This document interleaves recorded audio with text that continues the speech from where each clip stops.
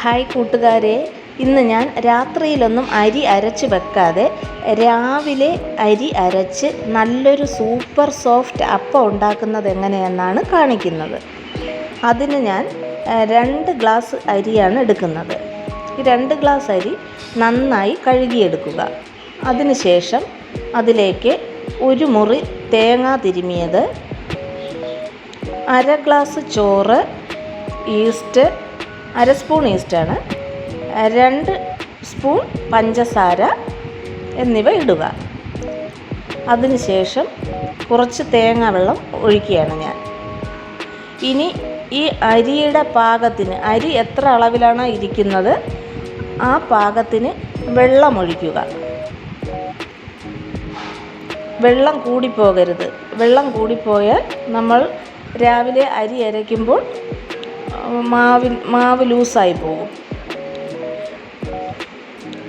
Video കാണുന്ന കൂട്ടുകാർ subscribe ചെയ്യാതെ കാണുന്ന ആരെങ്കിലും ഉണ്ടെങ്കിൽ ഒന്ന് സബ്സ്ക്രൈബ് ചെയ്യണേ. വീഡിയോ ഇഷ്ടപ്പെട്ടാലൊന്ന് ലൈക്കും ചെയ്യണേ.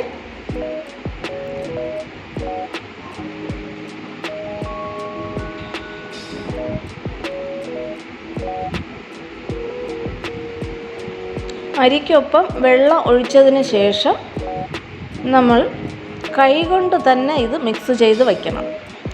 തവി വെച്ച് മിക്സ് ചെയ്താൽ നല്ല പെർഫെക്റ്റായിട്ട് ഫെർമെൻറ്റേഷൻ കിട്ടില്ല. അതിനുശേഷം അടച്ചു വയ്ക്കുക. ഇനി ഇത് രാവിലെ എടുക്കാം. രാവിലെ നോക്കൂ, നന്നായിട്ട് പൊങ്ങി വന്നിട്ടുണ്ട്. ഇനി ഈ മിക്സിയിലിട്ട് നന്നായി അരച്ചെടുക്കുക.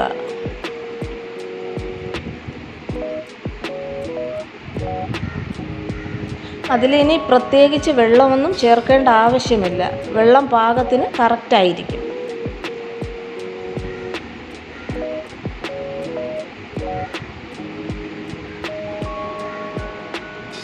അരച്ച മാവ് മറ്റൊരു പാത്രത്തിലേക്ക് ഒഴിക്കുക.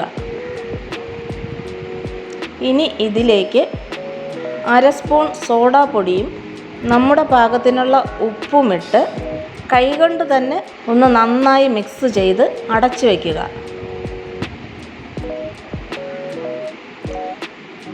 1/2 മണിക്കൂറിന് ശേഷം മാവ് നമ്മൾ തുറന്നു നോക്കുക.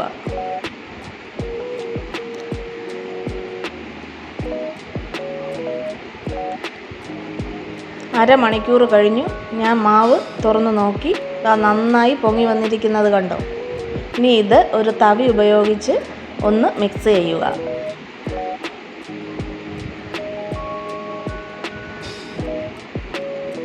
നല്ല സ്മൂത്തായ ഒരു മാവാണ് കണ്ടോ. നല്ല അപ്പമായിരിക്കും ഈ മാവിൽ ഉണ്ടാക്കിയെടുക്കാൻ പറ്റുന്നത്. ഇനി ഓരോ തവി വീതം കോരി അപ്പച്ചട്ടിയിലൊഴിച്ച് നമ്മൾ അപ്പം ഉണ്ടാക്കുക.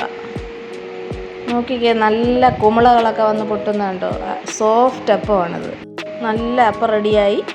ഇനി അടുത്ത എല്ലാ അപ്പവും ഇതുപോലെ നമുക്ക് ഉണ്ടാക്കിയെടുക്കാം. നോക്കൂ,